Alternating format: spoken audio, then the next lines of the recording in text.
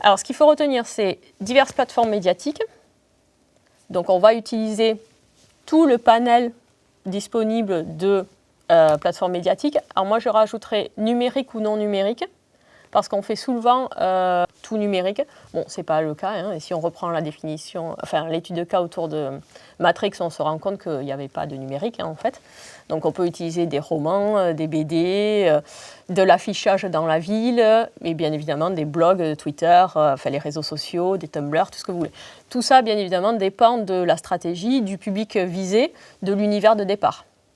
Alors, l'univers de départ, c'est important parce que, exemple, c'est une parenthèse aussi, mais c'est important. Pour Game of Thrones, on ne peut pas faire tweeter les personnages, par exemple. C'est pas cohérent. Parce que dans Game of Thrones, les personnages n'ont pas de réseaux sociaux. Donc, ils ne peuvent pas... voilà.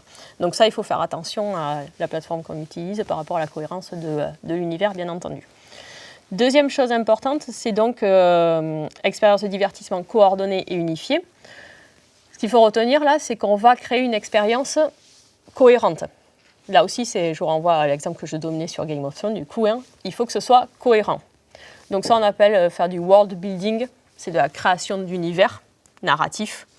Donc ça, c'est l'essence même du transmedia storytelling, c'est qu'on part d'un univers narratif global, et après, pouf, on l'éclate sur plusieurs plateformes médiatiques. Et chaque brique va constituer une partie du puzzle, en fait, à reconstituer pour les publics, et en particulier les fans, hein, parce que c'est le public cible de ces stratégies transmédia. Donc c'est les choses à retenir, ça, dans la définition de Jenkins. Alors elle peut paraître restrictive du coup, parce que c'est très dur de faire des stratégies qui répondent à cette définition de Jenkins, mais on va se rendre compte que quand même il y a des séries télé ou des univers qui arrivent à le faire. Quand on met en place des stratégies transmédia, il va falloir se poser trois questions. C'est... Pardon. Il va falloir se poser des questions sur les extensions narratives, c'est-à-dire qu'est-ce qu'on va raconter en plus de l'univers.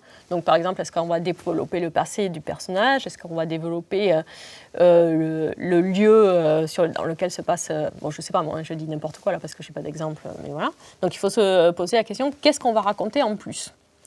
Deuxièmement, il va falloir se poser des questions sur la technologie à utiliser, ou la plateforme médiatique à utiliser du moins. Donc cohérence là aussi.